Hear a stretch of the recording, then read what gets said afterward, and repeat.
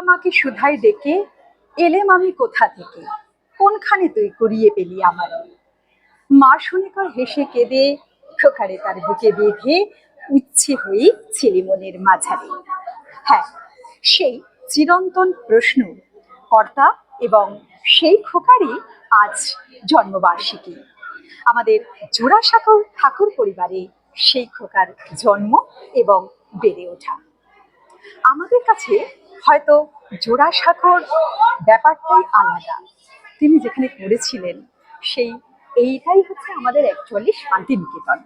এখানে প্রতি বছর আমরা আসি।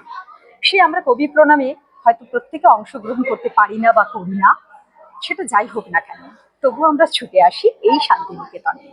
এটাই আমাদের প্রাণের আরাম ও মনের শান্তি।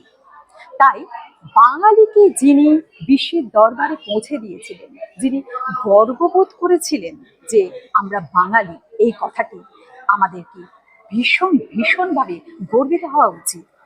আর বাকি রইল গিয়ে সমালোচনা, বিশ্বে থাকবে সমালোচনা চির অনন্ত কাল, মহামানব থাকবে তাতে নির্লিপ্ত, এটাই তারই কামাল।